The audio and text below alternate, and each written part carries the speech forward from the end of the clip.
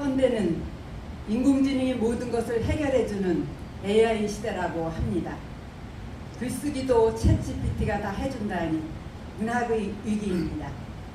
이러한 때 문학 박사이시면서 평론가이시고 교수이신 한혜경 교수님을 초청하여 융복합 시대의 숲을 쓰기라는 귀한 강의를 듣고자 같이 고민하는 사람으로 제가 보통 때 고민했던 거를 오늘 같이 나누는 자리로 생각을 그대로 진짜 복합적인 거예요.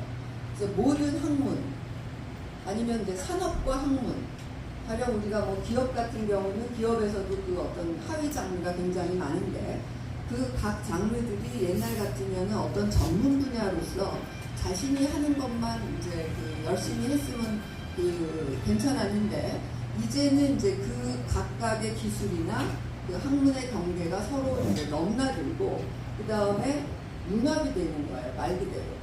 그래서 이제 이 융복합 시대라는 이제 용어는 일단 지금 한국에서 활용되고 있는 용어인데 융복합 시대라는 어떤 이제 중요성을 굉장히 확 다가오게 했다는 거죠.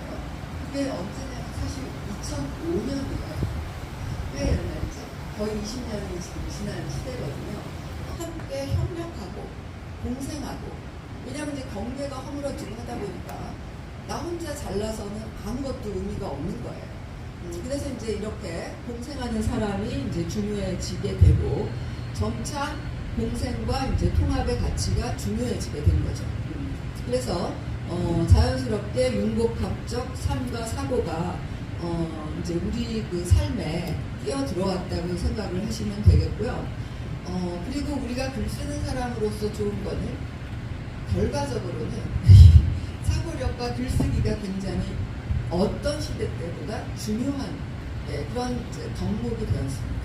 이제 재미있는 게 제가 이제 대학에 제 집중이기도 해서 그런데 대학에서 요구하는 인재상을 보면요, 그 표현이 완전히 우리 시대가 원하는 표현으로 시대에 따라 바뀌어요.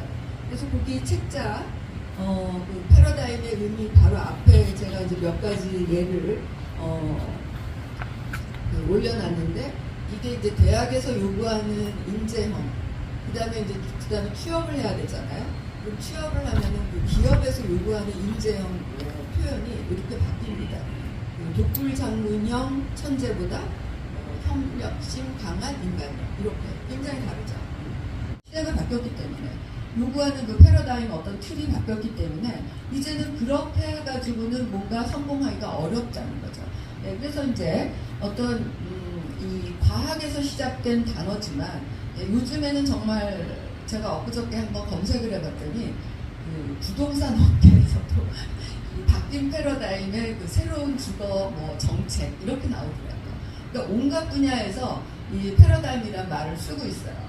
그래서 이제 상당히 우리가 지금 몸 감고 살고 있지만 이 시대를 전체적으로 끌고 가는 이제 어떤 이슈 같은 거는 있기 때문에 그거를 이제 패러다임이라고 했을 때 이거를 이해하지 못하면 상당히 좀 힘들죠. 문학이라는 것을 좀 성스럽게 생각하고 또 이제 글을 쓰는 사람을 굉장히 선비처럼 생각하고 하는 부분이 있잖아요. 그 부분이 그러니까 틀렸다는 게 아니라 그런 일면이 있는 거 맞죠.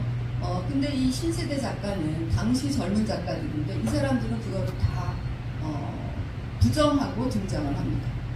그래서 더 이상 작가가 선지자 역할을 할 수 없다. 그러니까 이제 좀 뭐랄까, 특히 이제 일제시대 때 이광수 같은 경우에 거의 이제 민족의 지도자였잖아요. 네, 그런 식의 이제 위치는 이제 끝났다 이렇게 생각을 하면서 이제 노는 거다라는 거죠. 그래서 유의적 글쓰기라는 것이 이제 등장을 하면서 이 이제 뭐랄까요, 문학의 어떤 풍토나 이런 게 굉장히 달라집니다. 유료 버전은 정말 괜찮답니다. 그러니까 이제 창의적인 글은 당연히 아니고요. 그래서 제가 이제 사실 그때 미래의 오늘을 쓰게 된 이제 어떤 계기가 어떤 분들이 이제 그런 이 변화하는 어떤 이제 사회에 대해서 그 챗GPT 같은 거에 대해서 썼는데 챗GPT한테 글을 쓰라고 했더니 너무 인간 능력에 못 미친다. 그래서 약간 안심이다. 이런 식으로 이제 그 글을 쓰셨더라고요. 그래서 그거는 물론 뭐 완전히 틀린 말은 아니지만 그렇게 해서 우리가 뭐 안심이다 이렇게 할 필요는 없는 거거든요. 근데 인간으로서 이제 챗GPT가 지금 할 수 있는 부분들을 이제 계속 확인하는 거는 너무 피곤한 일이죠. 힘들잖아요. 안 그러고 살았으면 좋겠는데. 그래서 이제 어쨌든 확인을 했을 때 당연히 현재까지는 창의성은 당연히 안 돼요. 왜냐하면 챗GPT는 자기가 갖고 있는 그 입력된 이제 지금 뭐 컴퓨터 쓰면서 온갖 자료 검색하잖아요. 근데 그것들을 다 갖고 그 안에서 만들어주는 거거든요. 그러니까 당연히 뭐 내가 지금 방금 무슨 번뜩이는 아이디어가 떠올랐는데 이거를 할 수가 없는 거죠. 그건 당연한 얘기인 거예요. 그래서 이제 그런 약간 오해도 있고 해서 제가 이제 그때 그 글을 썼었는데요. 자신이 그 표절을 했고 이런 분명한 잘못을 한 거에 대해서는 그냥 그 고난을 당한 것처럼 얼렁뚱땅 넘어갔다는 거예요. 속사처럼 속사를 그렇게 파헤쳐서 보기는 쉽지는 않아요, 사실.